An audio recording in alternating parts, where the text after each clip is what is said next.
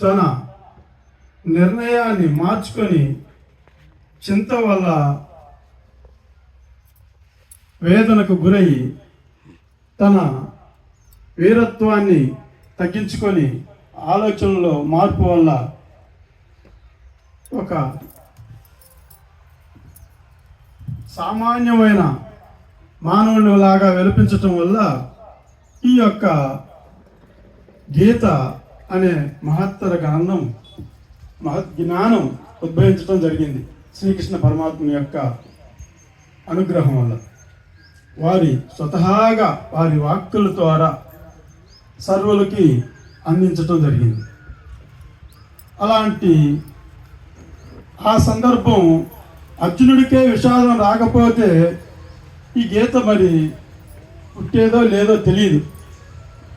కానీ దుఃఖం వచ్చినప్పుడే ప్రతి ఒక్కరు చేయూత అందించేది, మనకు కూడా ఓదార్పు కుదిరేది. దుఃఖం లేకపోతే ఎవరు ఓదార్చరు సామాన్యంగా కూడా.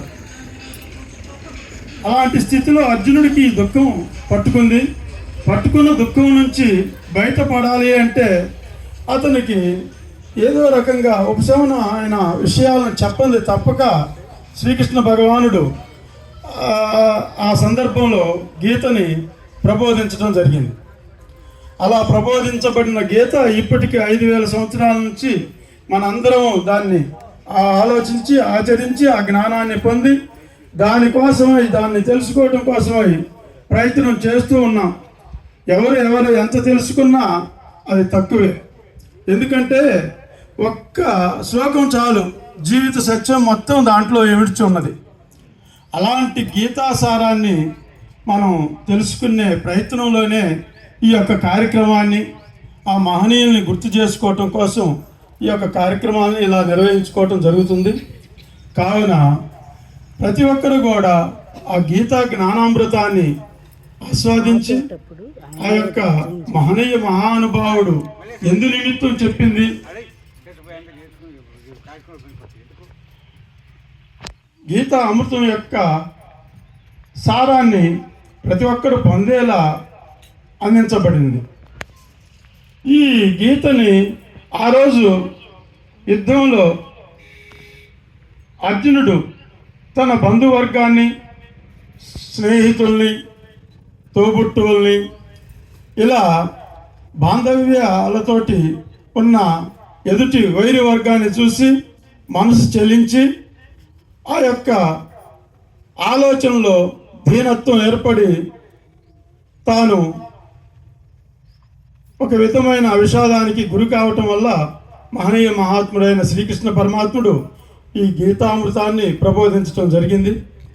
ఇలాంటి విషయాన్ని ప్రతి ఒక్కరు గుర్తెరిగి మనసా వాచా కర్మన గీతలో ఉన్న జ్ఞానబోధని తెలుసుకొని జీవితంలో గనక మలుపుకోగలిగితే సర్వులు ధన్యులు కాగలుగుతారు. అందులో కొంతైనా మన నడకలో, మన ప్రయాణంలో పరమాత్మ తత్వం కలిగి మనం జీవనం కొనసాగిస్తున్నాం కాబట్టి లోక వ్యవహారం వేరు, కొద్దిగా గొప్ప తెలుసుకున్న తర్వాత ఈ మార్గంలో నడుస్తున్నప్పుడు వచ్చే ఆలోచనలు వేరుగా ఉంటాయి. ఎందుకంటే శాశ్వతంగా ఉన్నదాన్ని తెలుసుకోవటం కోసమే మనం ఈ మార్గంలో ప్రయాణం చేస్తున్నాం.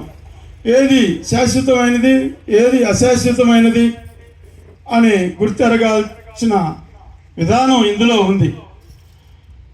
అలా కాకపోతే అన్ని జీవరాశుల్లాగానే జీవనాన్ని కొనసాగించి నిద్ర, ఆహారము, మైథునము, భయము అనే 4 అవస్థల్లో జీవనం గడుపుకొని దేహాన్ని వదిలేసి మళ్ళీ పుట్టుట, జన్మించుట అనే ఈ జరామరణాలలో కొనసాగుతూనే ఉంటుంది ప్రతి యొక్క జీవుడు కూడా.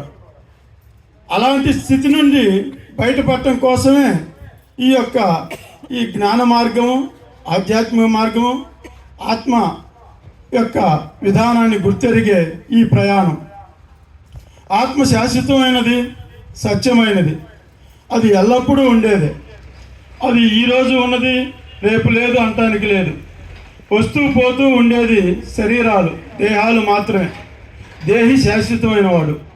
శాశ్వతమైన దేహిని తానేనని తన చైతన్య స్వరూపం అంతటా ఉన్నదని, సర్వవ్యాపకమైన ఆ చైతన్య స్వరూపమే నేను, అందులో నేను ఒక భాగమని, అదే నేనని ప్రతి ఒక్కరూ గుర్తెరగటానికే ఈ ఆధ్యాత్మిక మార్గంలో నడక మొదలు పెట్టడం జరుగుతుంది.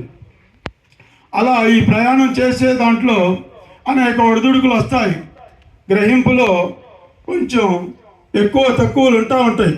అయినా కానీ ఆ మార్గాన్ని వదిలిపెట్టకుండా దీంట్లో ఉన్న సత్యాన్ని గ్రహించి శాశ్వతమైన ఆనందాన్ని పొందటం కొరకై నిత్యం తన యొక్క గురువు యొక్క ఉపదేశానుసారం ఆయన ఇచ్చిన